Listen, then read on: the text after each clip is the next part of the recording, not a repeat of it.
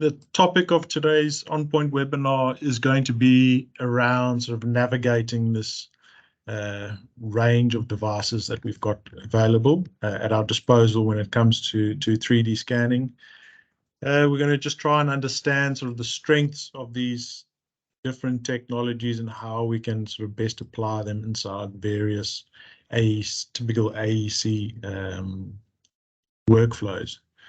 So I'll just do a quick introduction of myself and the company. Then we'll look at the three technologies we're going to look at, being the iPad, being the NavViz VLX SLAM scanner, and we'll look at the static scanner. Just have a summary of those three, and then we'll jump into those to that Q&A at the end. So for those of you that don't know me, my name is Brent Godfrey. I'm one of the technical sales support specialists for the Optron Group, and I look after the 3D scanning portfolio for the group with specific focus on how the technology best fits in with digital workflows around architecture, engineering, and construction. So if I start at the top with the Optron Group, Optron's been a Trimble regional partner, supplying positioning solutions throughout Africa for 37 years now.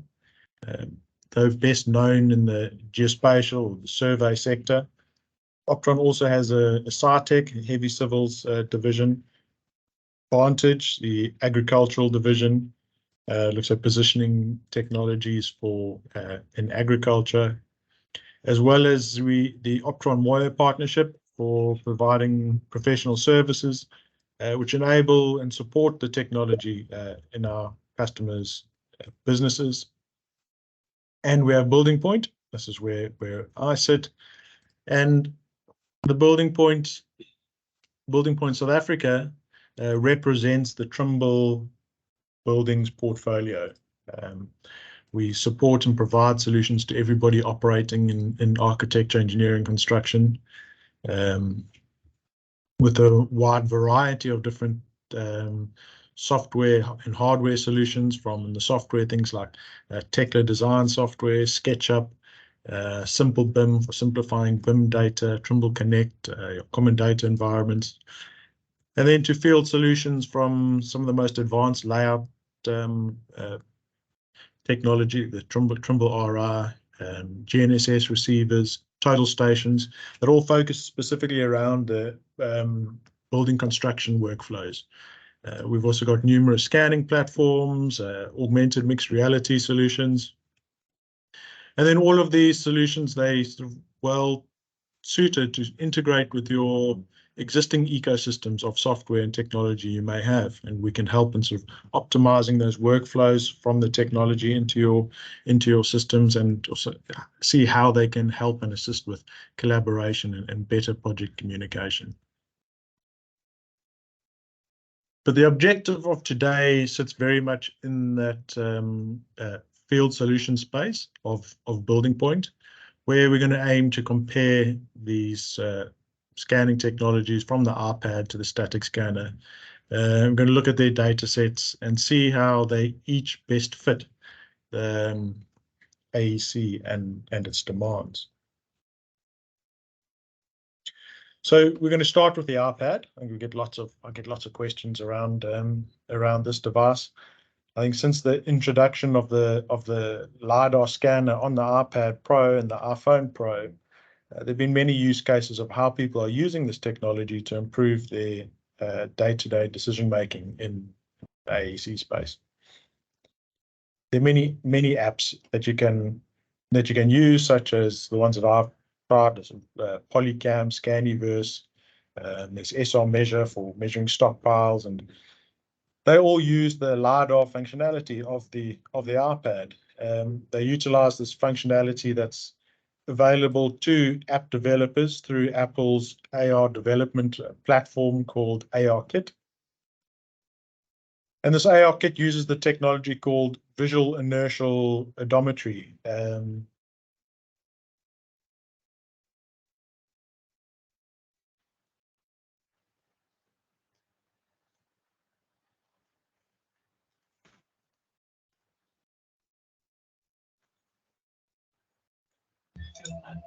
Brent, you've become Brent, muted. we lost you. Brent, you muted your mic. Here we go. Sorry, am I back again? Yeah, you're back. Okay. Not too sure. Thanks very much. Not too sure where you got to. But yeah, so this AR kit uses the data from sort of a phone and the iPad to analyze a room's layout and also detects sort of horizontal planes like tables and floors, inside your environment. But I'm not going to go into a deep dive into like the statistical differences between point counts and variances on planes and static versus mobile scenarios using the iPad. And there's lots of papers and stuff out there on the internet that you can white papers that you can read and download. They're quite interesting. Today I'm going to look a bit more simple than that, and we'll look at it in a practical situation of using this tech in an AEC workflow. How does it fit in? What you're seeing now is just one of those application running on an iPad that's busy being utilized to scan a room. As you can see, the user interface it's really easy. You simply walking around and painting away the red, if you like. So sort of the red is the area that hasn't been captured, and you just move through your environment at a slow walking pace. It'll even give you a warning if it thinks you're moving too fast and it's having difficulty tracking your environment. This data set, you see, I just moved out of the kitchen. I grabbed myself a cup of coffee, got a bit of energy. Moving around the office. This is our Cape Town office. I'm going to use this office as a comparison on all our data set. So we'll capture this with the other devices as well. So this is this is where I sit down in Cape Town. And now you'll see as we sort of move from inside to outside, you'll see some of the limitations become a bit more apparent. So we are in a 3-story building, but now we have that sort of 5-meter range limitation, which we start to see now, and we can't we can't get that high up on the walls. But and then this is the what you see on the app is like this, what we call a dollhouse view of the office. And I think we can agree this is, I mean, it's very cool. It's a very effective way to understand your space. Whether that metric of the space is accurate enough to be used for AEC applications, we'll have a look at those sort of metrics just now. But in my opinion, I would say no. I think if you are professional person with a professional license being paid to quantify a space, I would probably deem the use of this method not appropriate and not reliable enough to make sort of costly decisions off it.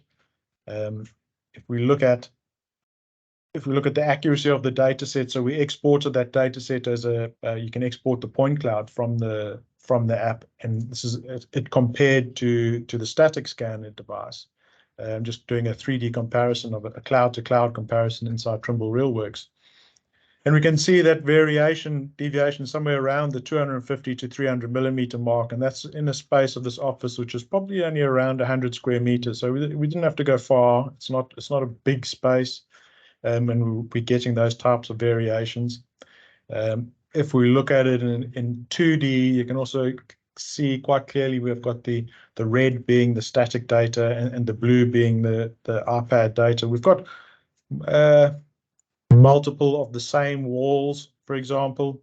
So there needs to be a bit of an interpretation that's required if you're going to extract drawings from this data set to decide what you're going to use. But understanding of your space doesn't always require high precision data capture. So, you could be if you're a professional interior design, for example, you could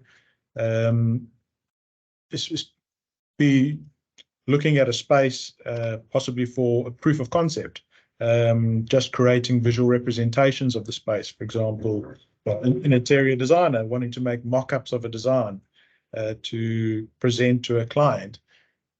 I'd say it's an ideal tool for that type of application. But we can even take it that one step further. So without even having to interact with the point cloud, you can use these technologies and just, this is the use of the SketchUp for iPad, Trimble SketchUp for iPad app, where it has a direct scan to design, they call it scan to design application inside SketchUp for iPad. And at no point do you have to interface with a point cloud. This is using the app and starting to capture your environment. As you can see, it's detecting the edges of where your walls and your floors intersect. It's detecting where your openings are, your windows and your door openings. And it's also because it uses all the technology of the cameras and this whole AR technology, you can see it's also picking up features. So it's understanding the tables, it's understanding the storage. And again, this is just going through the space at a walking speed. I'm not running through the environment, but I mean, I'm not walking too slowly. But as you can see, I move it around until it understands where these lines, these intersections are, so where the spaces are. And I can very clearly and quickly see that whether I've captured all the information that I need and whether that space has been captured to my requirement.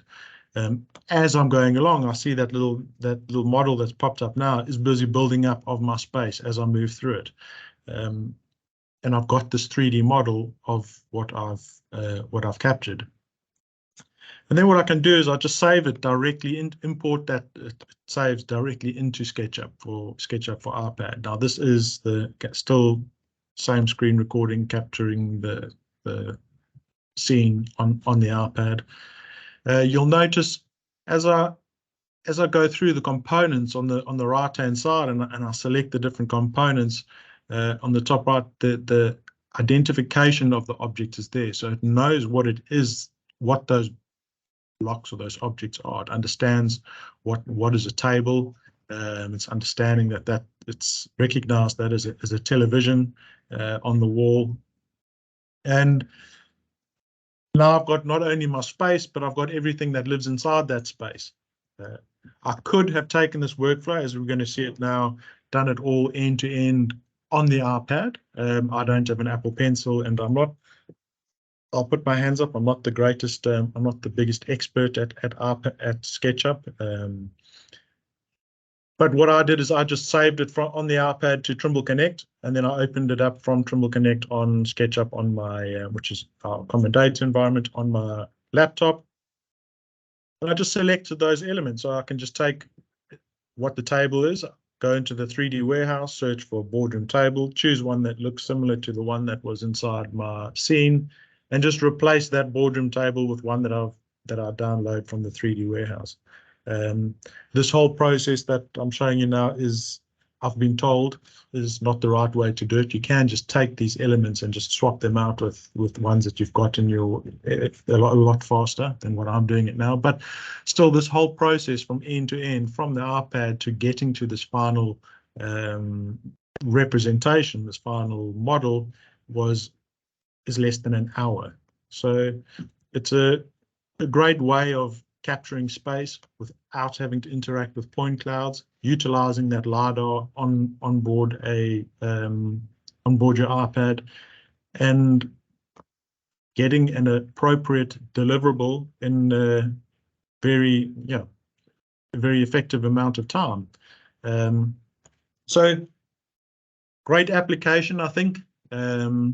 Great tool, lots of uses for it. And I think for that visualization, it's a very good tool. So I think we move on to the next, still mobile. We look at our next piece of kit in the stable. It's going to be the NavViz, the VLX. So the NavViz is a SLAM-based sort of technology. I think if we go back sort of 30 years, the traditional survey space was, it's been heavily dominated by total stations, capturing several points per setup. Then in the early 2000s, we came into the sort of terrestrial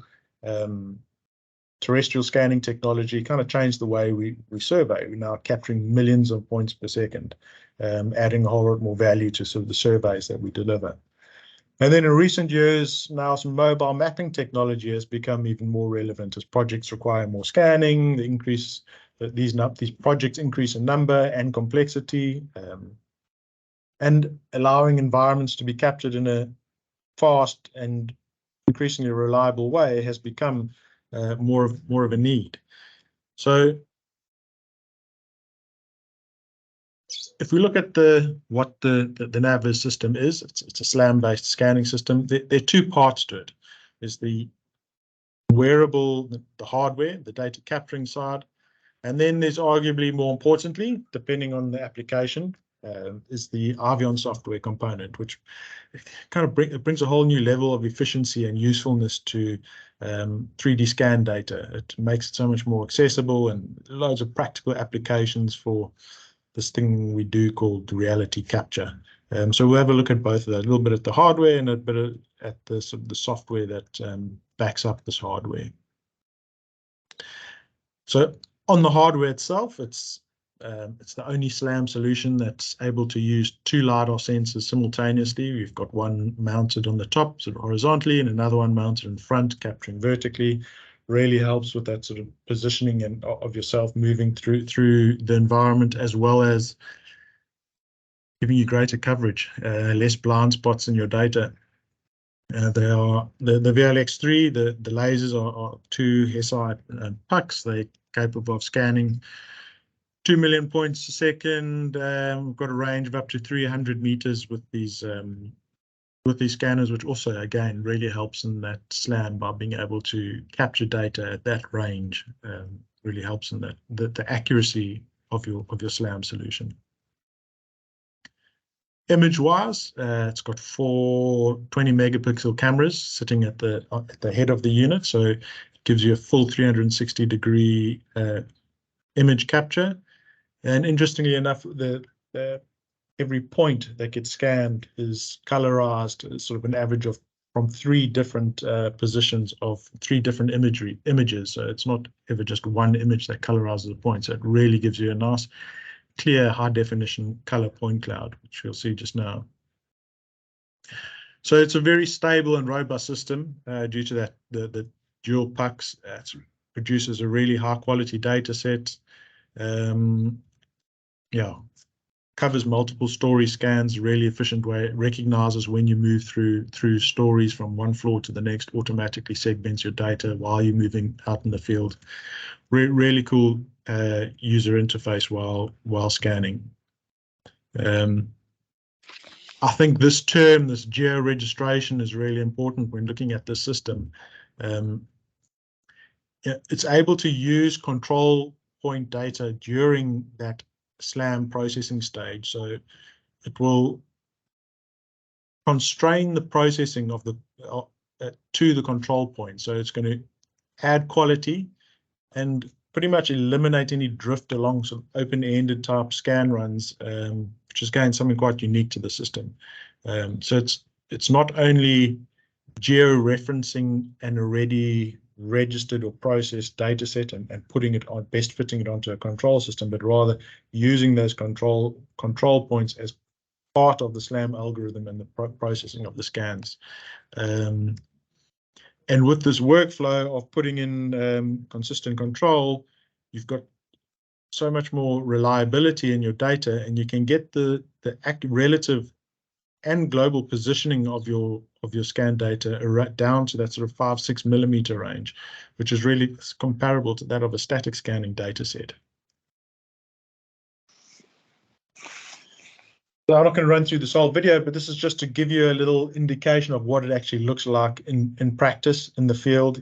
Here on the left-hand side, you can see somebody wearing the VLX. You can see it's sits on your shoulders. You've got a belt around your waist that sort of takes the weight of the unit. It's only 8 kgs, but it's comfortable to wear. And on the right-hand side, it's just comparing it to the same area being captured with the static scanner. As you can see, the person is just stopping every couple of meters, and just every time she stops, it's just capturing an image, capturing one of the 360 panorama. And then you see she takes it off her shoulders and then puts it down. There's a little arrow on the bottom of the unit and places that on one of the control points, and that measures the control point. So really easy, really quick to move around your space. I think in this example, it was about, I think it was 25 minutes data capture versus 2 hours from the SLAM to the static. The data size was comparable, 8 times the amount of imagery that was achieved with the SLAM, and almost double the point density between the SLAM and the static scanner. And for me, the most important part of the whole thing is the data quality.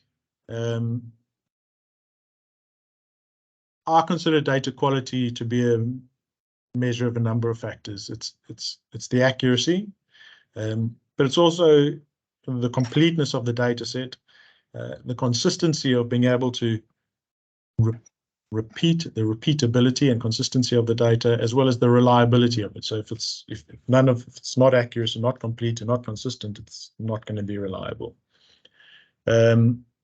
And in all of the above, the Navis performs really, really well. But for some of you that know me, you probably know I haven't always been a believer in SLAM. I've probably been known to be a bit of a skeptic of it, and I needed a bit of convincing and testing of my own before I could really say that it was any good.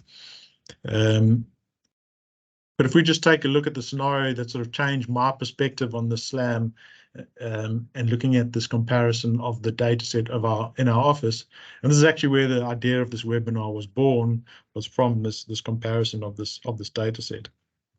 Here we have our offices. This is the external. So I chose to go outside to do this comparison because it's more difficult to, I suppose, a more challenging environment than just an indoor environment.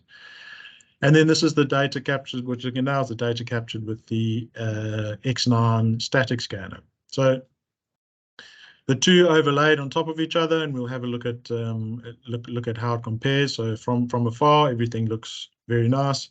But I think if you've worked with SLAM before, you notice that you'll know that a lot of the what we call drift happens mainly in that vertical plane. And this is just checking at it, a few spots around the building, and you can see it, there is no drift on the surfaces. It is exactly on. There is no vertical drift in this data set.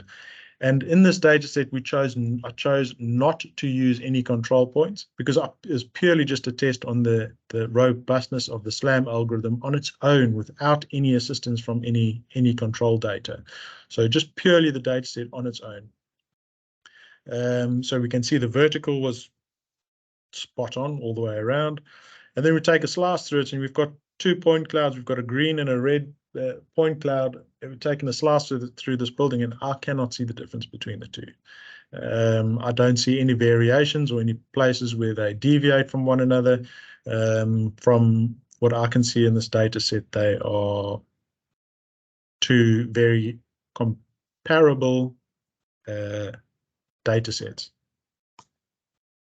So from a data quality point, I'm sold that the SLAM can do it. If anybody else on this webinar has had similar experiences to myself and also has any doubts in it, please contact me. I'd love to prove this to you the same way that the Navis team proved this to me.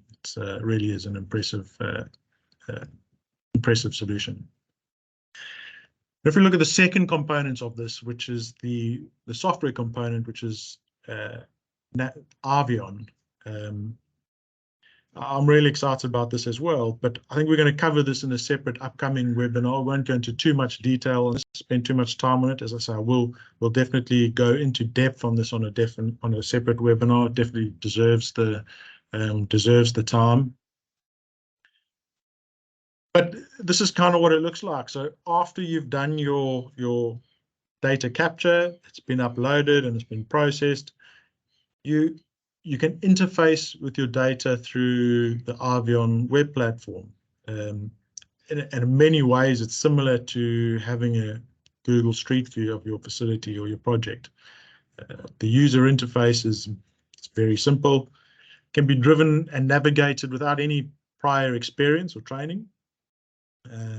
Every point that you stopped at during the data capture and stopped for an image has this 360-degree station view that you can jump into either via sort of this first-person 3D view or via the 2D the 2D view. Once you're in this 3D view, you've also got lots of tools available to you to take various measurements, take sort of constrained measurements, take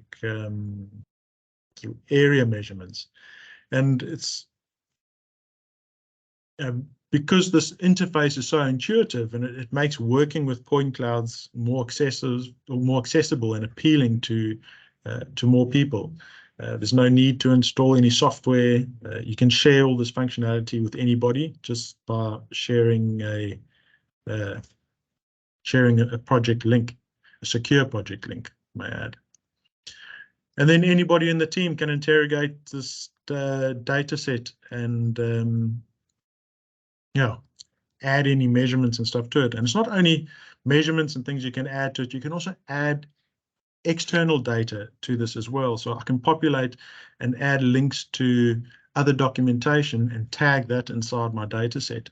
It could be, I can add web links to these things called points of interest. So here, for example, you can see these little blue tags, these blue icons inside my data set. This is data that I've added onto the project. In this case, I'm looking at the office entrance. I've also added a link to our, once somebody clicks onto it, it takes me to a link to my website. It could be a web link, it could be an IoT sensor, so for example, a vibration sensor on a piece of equipment or a live CCT camera feed. It could also be a static document, for example, a maintenance manual or a lease agreement or photograph. I can also search for other points of interest and navigate to them. So I can search for another point of interest and it'll give me a route and it'll route me from one point of interest to another point of interest to within this within my data set.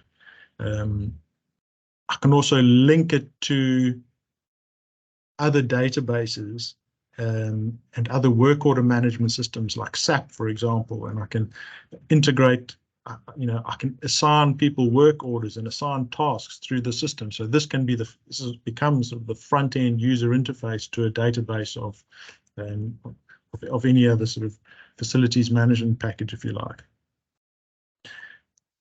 And if we want to just turn on the point cloud view, just to have a look at what the point cloud quality of the data set looks like as well. So you can see the data behind the images and see the quality of it. You can see the definition of the point cloud around sort of like the curves and the circular, the roundness of the booms, consistency in these areas, which is kind of areas where I would expect to see noise in a SLAM-based data set, but everything is very crisp, very, very clear. And then being able to share the point cloud data with your clients via that secure link. You can also restrict access and functionality to certain users. You can allow them or deny them access to download the point cloud if you like, and they can download it in whatever format they want, whether it's RCP, 57, I think there's LAS. There's a couple of different formats that you can choose to download it. And I think in summary, the system, if it's data capture you after, this is a fantastic option. I think the Avion platform even goes as far as reducing the need to create a 3D digital model of an environment in a lot of cases. specifically for those use cases of facilities management, plant maintenance. You know, your point cloud and Avion become your interface with your data that you use to manage your facility rather than a 3D model. You can almost skip that step with this platform. So that's my brief 20-minute tick box tour of the Avion and Naviz.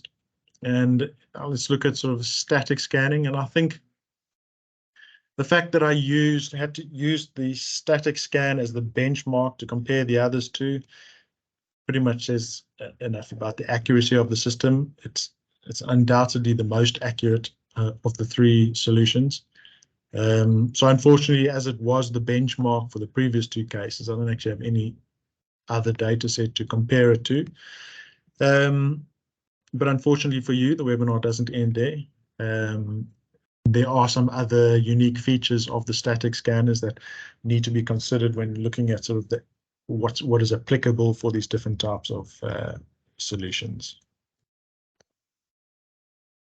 If we look at the Trimble range of scanners portfolio that we have available, we've got now a X7 that's supposed to be an X9. They've got an X9 which has replaced that TX8, and we have the X12, which is our top-end scanner, which is a very impressive piece of engineering. It's a 365-meter range, over 2 million points a second, sub-millimeter accuracy range scanner. But anyway, my favorite scanner out of the whole lot is the little guy on the left, the X7.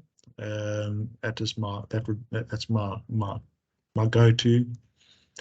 It's small, really easy to travel with, sits in your can take it hand luggage, exceptional data quality, immediate results, being able to scan, register, refine your data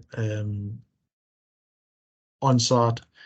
And the fact that it's more than just a tool for data capture, it goes beyond that requirement of just scanning for data capture. There's a whole lot more functionality that's available to that, and that functionality in the form of in-field data analysis and in-field data processing. So because we're able to do on-site registration, register our scans, refine our scans on-site, we can also bring BIM data and model data out to site, so we can start to do analysis instead of having to take the scan data to the office before we can start processing. So we can do things like have immediate deviation results. And this just adds more value to your scanner investment. They are essentially, that's quite a big investment that you have to make in these tools, and it's less time that it's going to spend in the cupboard. And this all happens in really efficient sort of workflows. Some of the examples, for example, checking the alignment of facades of buildings, checking the verticality of lift shafts, checking the flatness of floors. It's really nice that you can do, you can now scan a floor while they're busy casting concrete. So we're not waiting until it's set before we're trying to find out where the deviations are. We're finding it out while the concrete is being poured. We can see live the high and the low spots, and not only that, we can use the scanner's got a laser pointer on board, and we can point out those high spots, and we can actually tell the scanner to identify the high and low spots, and it points at them with the laser pointer. So you can say to guys, look, it's high there, it's low there, and it's lots of cool tools for that. This is just a little video of me showing off with the scanner. It was a cooler refrigeration room. It was being repurposed, and the floor needed to be scanned. They then wanted a full flatness report of the facility. And we had one of our customers, our clients, was also, they were doing it with a traditional level, digital level, measuring it according to sort of the specs. I was running around with the scanner. As you can see, while we're busy scanning, as the point cloud is being, we've got these instant sort of heat map results. I can straight away see where's high, where's low. On board the scanner, what you're seeing now is the user interface on the scanner. I can generate a floor report. I can create a PDF document that tells me where areas are in and out, create contours, and give guys statistics on area that's in tolerance, areas that are out of tolerance, what have you. I think for this case, what I did is I took that floor report, and it reduces obviously your floor levels, and I got it to just create a CSV of, I think, points every 300 millimeters or something like that, just to create a DXF of the floor. I used Civil 3D running on my tablets, on the scanner's tablet, because it's a Windows-based tablet. I ran Civil 3D on the tablet, so I processed a DWG of the floor area, and then viewed that DWG with the XR10, with the HoloLens. So now I've got this deviation heat map, busy showing where the deviations are projected over the floor in the thing. As you can see there, the traditional guy doing his leveling, he is still busy capturing the data with his level. We've got it done, we've got it processed, and we're busy viewing it in a mixed reality type scenario. This is the surveyor, giving him a chance to wear the headset and see how it get his thoughts and feedback on it. And yeah, really great, really efficient workflows. And I talk about, integrate out. This is a great example of how our hardware is integrating with other systems, whether you Civil 3D, and how it integrates into a great workflow. And that's what we do. That's what we do with our tech. Another great example of using the static scanner for immediate results is assembly inspections. Now, a lot of the environments and places that AEC, especially the engineering space, we work in plants, you don't go down to Builder's Warehouse to go and get a new component of something that's broken in a sugar mill or a refinery or a smelter or something like that. These are big things that need to be manufactured and fabricated and at great cost. And sometimes we create these fabrication models, and they get made in a fabrication yard, but then to inspect them can be quite challenging. We have to go and scan it. We have to take that data back to the office, and we have to align our scan data to the model. But with the X7, we've got and FieldInc, there's an option we align the axes of the scanner to the model. So in this case, you can see this is a fabricated component, and it's actually sitting on a pallet flat on the floor. But as you can see, the pallet the axis of the pallet looks skewed, but it's because we measured with the laser pointer, measured 3 reference points on the model with the scanner, with the laser pointer on the scanner, and it aligned the scanner's axes to align to that fabricated component, which meant we can analyze that component while it's lying in any orientation. It can be lying on the back of a flatbed truck before it goes to site, and I can position my scan data to that model and run sort of inspections before it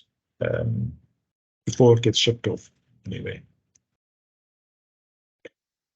The obvious one, formwork, checking your formwork position and plumb. If we look at this little video of going through that sort of workflow of doing an inspection on site, we capture our data. Our scanner gets set up by a resection, so it's positioned according to our site coordinate, our grid system. So we've got our scans registered and geo-referenced and refined, so it's all accurate and no more processing to be done on that side. And we've got our 3D model, and we can run this comparison between the two. You'll see the scale bar on the left-hand side is sort of you can decide to use user-definable scales. In that case, I've used sort of 20 millimeter scale, and I'm really looking for things that are completely out of position. So anything between that sort of 80 to 100 millimeter mark is something that requires attention. So I've run that analysis. Also, you'll notice that, you can also add, it's not only the 3D model, there's PDFs as well. That adds a lot of information to give you sort of references to what you're looking at. You can't always see that just on so I can add PDFs, DWGs, 3D models, Navisworks file, NWD, NWC, DWG, Revit files, you name it. We can bring it on board the scanner to be able to run these analyses and comparisons.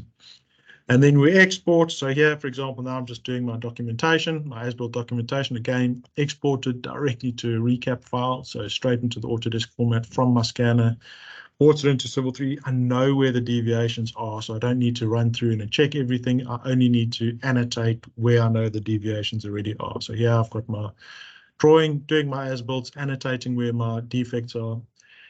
And here, very important little note to see, it says here, check starter bars from column below before casting. So this, to me, is the most important part and the most valuable part of being able to bring data out into the field and have this immediate sort of inspection. Is because you can now prevent things. Instead of checking them afterwards, we can prevent it from happening up front. Yeah, you can see this is there's a couple of columns, some starter bars coming up, and clearly the starter bars are on the outside of the columns. It didn't require me to run any fancy analysis or anything like that. It was just plain and simple. It's wrong, and you can see it straight away. Interestingly, it's next to a stairwell, and to put that right, it's not just the cost of breaking down the column and the cost of the concrete and the labor to put it in the right place. If we had to cast it, it's the cost of everybody else's professional services that had to get involved to sort of come up with the solution to decide whether it needed to be broken down as well. If it was needed to be, the structural engineer had to check to see whether it could be changed or not. Possibly it was because of where the columns were, handrails had to change, so the architect had to get involved, or fire engineer had to get involved because was it now compliant because of the space, because of where we had to move where the handrails had to get moved. And there are lots of people and time that gets involved in rectifying these small sort of mistakes that you don't really quantify. But in this case, it doesn't have to happen. So literally, it's a minute and a half to do one of these scans. You pick these type of errors up, and it's a case of prevention better than cure. It's just you can't really quantify the value of being able to do that. So in summary, on the static scanning side, on the X7, it's a self-leveling, self-calibrating, auto-registering, in-field georeference, seamless field to office, office to field data management, in-field analysis, fastest way to turn around your results, direct export of your data to industry standards. So really a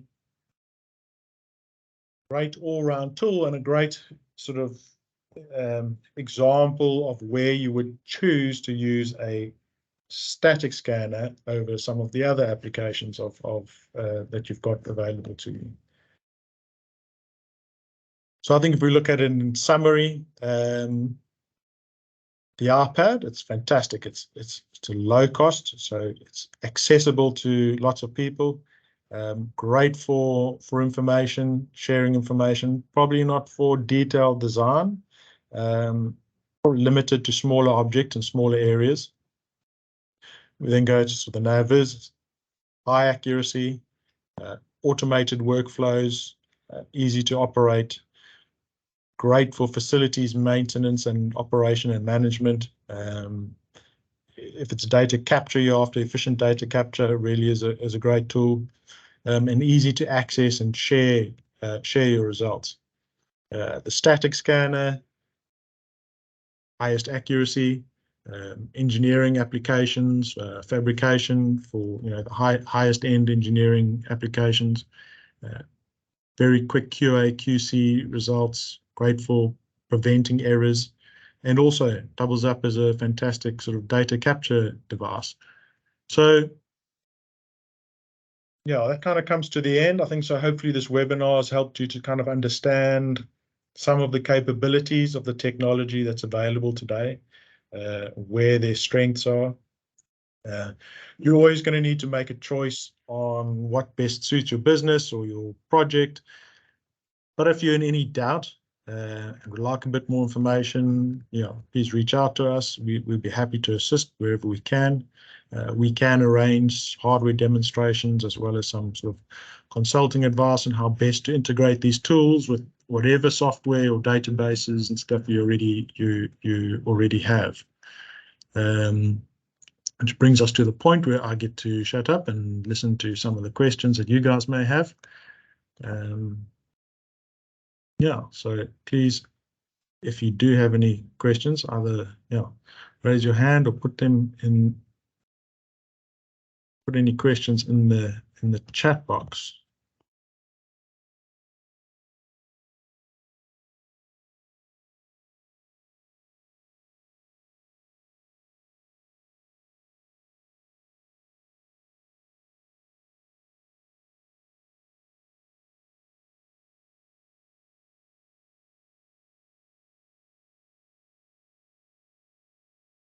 Brent, you muted.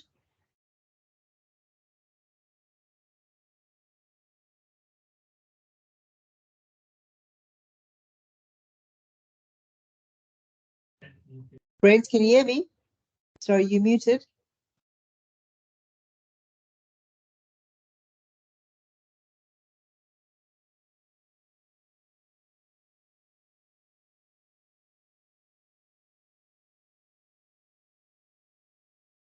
Hey, Brent, can you hear me? You're Yes. muted.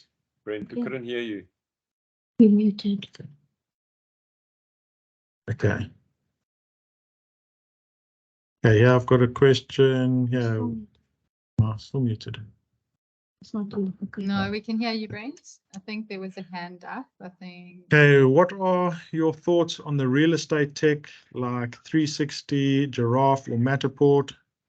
Again, I think those are very good solutions, and again, applicable for the situation. So I think Matterport is also a great one for visualizing your areas, your data set. Fantastic for the real estate guys. We see lots of properties and things on Property 24. They've all they all do.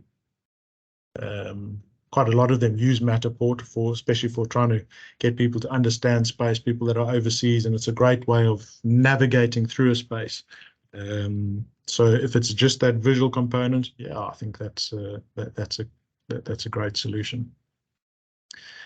There's another one. Brent, do clients need to purchase the Avion viewer to use it?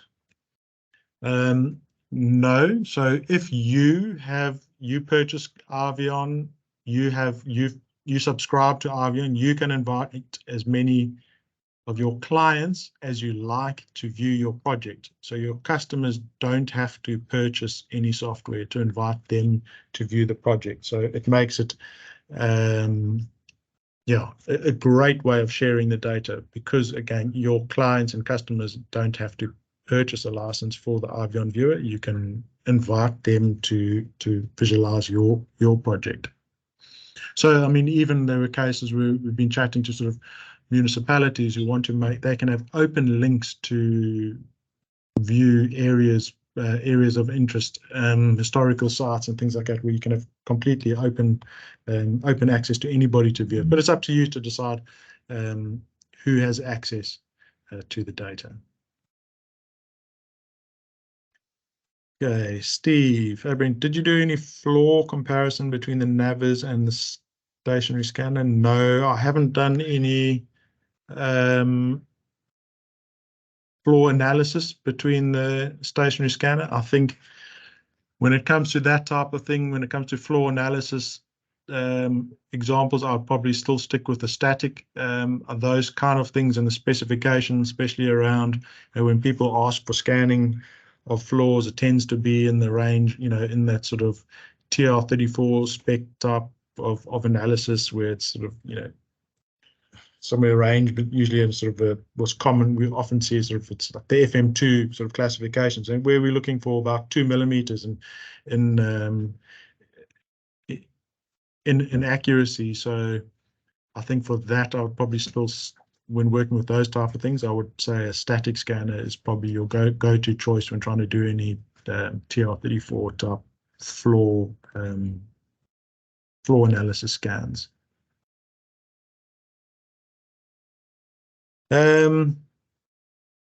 Trimble for iPad only accommodate the Apple iOS or the other tablet operating systems like Android or Windows. So currently the SketchUp for iPad is only available on the Trimble SketchUp app. It's only available on the iPad. I think a lot of it's got to do with sort of that Apple Pencil and the fact that the Apple device is the only one with the LiDAR scanner. That currently there aren't any others. I would imagine that when other devices come out and they become capable of using the technologies that are required for being able to interface with 3D design and things like that, it will become available on other platforms. But currently, it's SketchUp for iPad is only available on the iPad. Do we get a copy of this presentation? Yes, absolutely you do. This has been recorded, and everybody that has registered will receive a link to the presentation.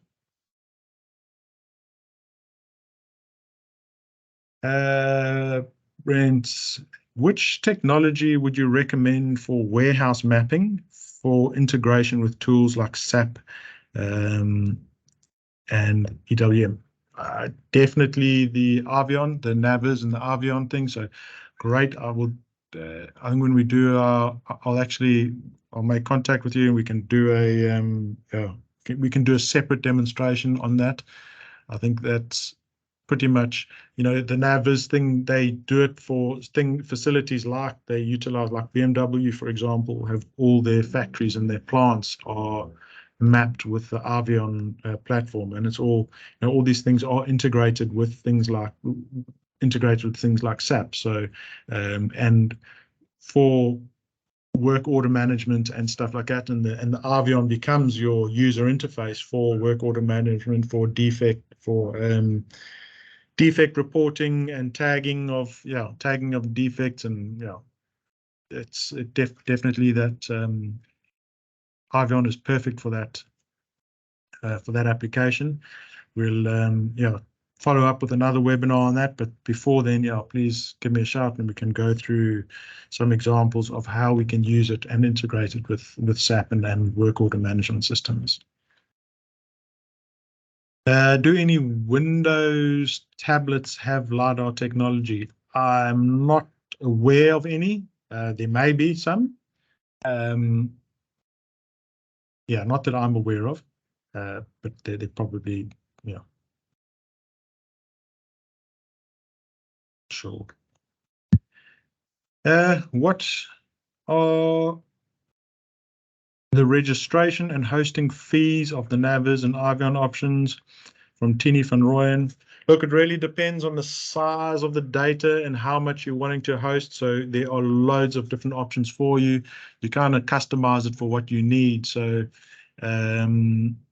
it's actually not the hosting fees they're not a lot, but it depends on how much data you're wanting to host. So how many panoramic images you host, how many, the size of the data sets that you want to host. It kind of works out to sort of square meterage.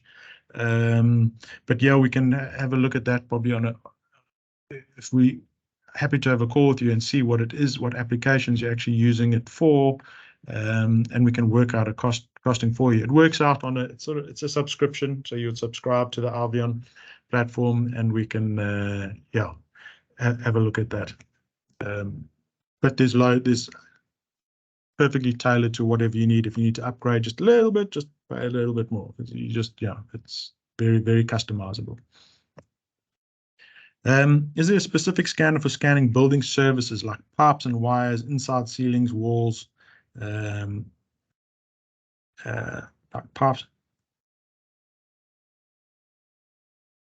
Okay, so is there a specific scanner for scanning building services like pipes and wires, inside ceilings, walls?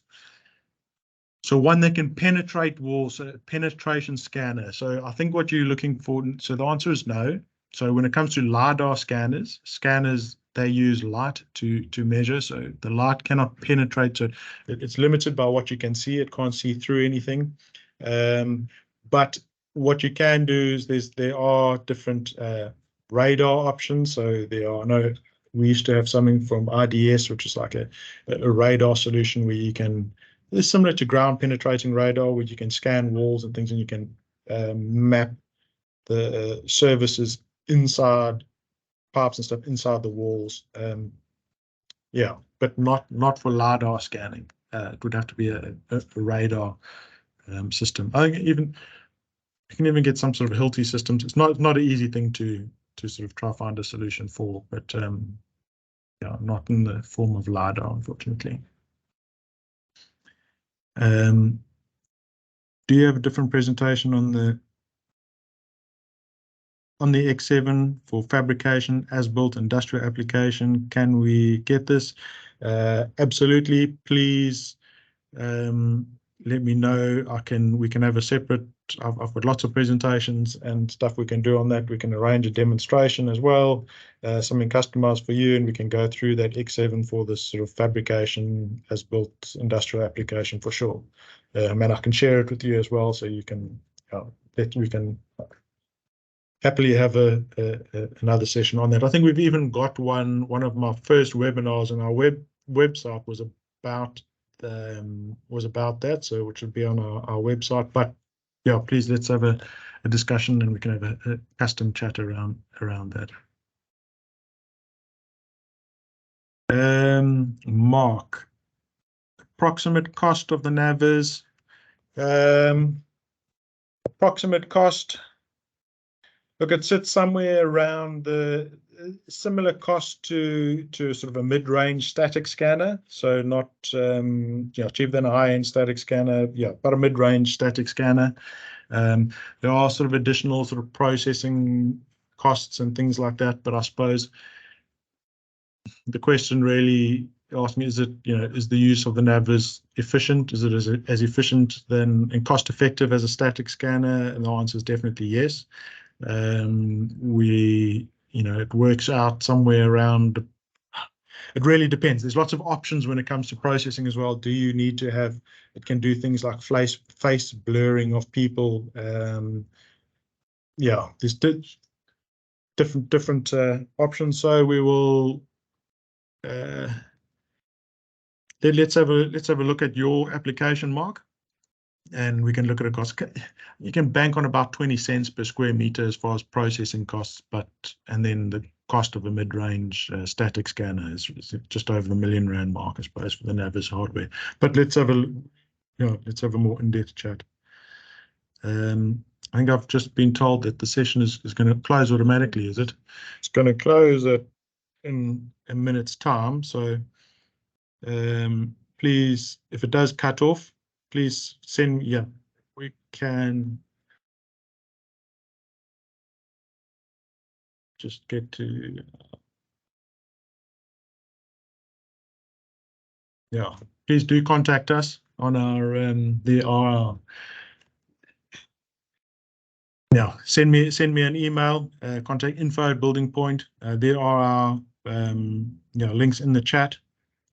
So please, do get in touch if the session does cut off. Doesn't matter where the control points are located for the Navas registration, i.e. floor versus wall and underground mines. It can be wall or floor, so it doesn't have to be on the ground. You can take the unit and you just place it horizontally. It really doesn't matter where the control points are. I haven't tried it in underground mines yet. But yeah, it's an application. If you've got something we want to try it in, let's have a look at that. But the orientation of the control point it doesn't matter.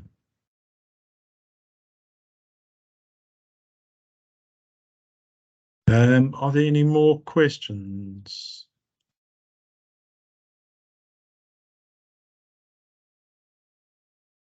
Okay, if there aren't any more questions, yeah.